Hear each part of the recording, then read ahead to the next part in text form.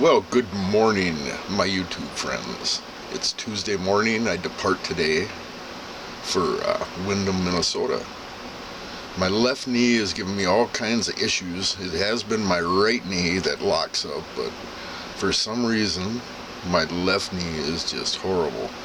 So luckily I had Ruby's old leash, her leather leash. I have it wrapped around there. I had a ace bandage around here for my ribs last fall. I can't find it. So I had to do something to brace this knee so I can walk and get the car hooked up.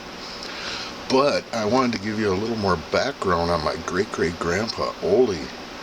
He, after fighting the Civil War, he did all that I was saying. He raised his family.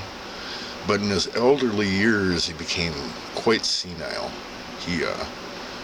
He was probably experienced what we call today PTSD, or post-traumatic stress syndrome, of being in a war. Imagine the kind of things he had to do. I'm not sure what regiment he was even in, or if he actually killed people or seen dead bodies, but it was a lot more gross back then. A lot of hand-to-hand combat with your brothers, bayonets through the chest, heads getting lopped off in front of you. Not just a quick little bullet between the eyes and the guy falls over. You get to see the blood and guts come out of your brother. So he in his later years, they made, kind of a fun time about him. But on Sundays, he would put his Civil War uniform on and march around the town square of Windham, Minnesota, to guard the church from the Southern troops. So the church services wouldn't be disturbed on Sunday. He was still worried, or had visions, that the Southern troops were going to come up and raid Minnesota, or into the north, and try to resurgency. So they made fun of it back then. I'm going to see if there's records of that in town, of him doing that. That's been a family story for years. My brother told me about it, about Ole marching around the town square, guarding Windham, in his Civil War uniform, holding his musket. I believe he had his old Civil War musket too, with the bayonet on it.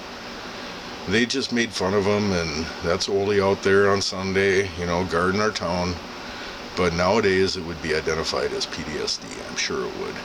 The poor guy, I'm sure being a tough dude, still, you see your brothers get decapitated in front of you, or you got it yourself, have to ram your bayonet right through, a guy that looks just like, right down the road from you. He lived right down the road from you, basically. He's your neighbor. You had to run your bayonet right through his gut and see his stomach spill out in front of you, and everything he had for dinner that day, and hear him on the ground gurgling and dying, saying, "I'm dead." Yet, Ole was performing his duty. He was fighting the war. He may had to do things like that. So who knows what kind of... I don't know any stories of how Ole fought, or what kind of wars or battles he was in, or if he was just up here towards the north, or part of Fort Snelling area, or in Minneapolis. I don't know. I don't know any of that history. I'm going into Windham, like I was saying, kind of winging it. But I do want to find if there's any history of Ole marching around the streets with what we would call PTSD nowadays. Have a good Tuesday, my YouTube friends. I have to manage to hook up here. I'm going to have a late checkout. They won't mind here at Shelby. It's only a 3.5 hour drive, and I'm all checked in up at the hotel. Excuse me, my coffee. I'm having another cup of coffee this morning and trying to work my knee out. Oh, my old body's falling apart. I'm sure glad I didn't continue in martial arts. Mr. Murata wanted me to continue in the ring, and so I don't know what kind of shape I'd be in now. But you guys have a good Tuesday. I'll be hooking the car up here in a little bit. Probably depart out of here 12 or 1 o'clock, maybe 1:30. Be up at the hotel maybe by 5 or 6. I'm going to take my time driving. It's a back road drive. I drive 8 miles down the Interstate 80 then turn north in Avica and go up back roads all the way to Wyndham.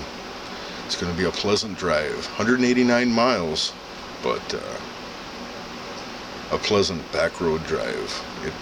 I'll probably stop maybe 90 miles, have some lunch, find some park I can park in, park Molly in, and then just be careful with my turns so I don't gotta take her off there like I had to back in Vegas.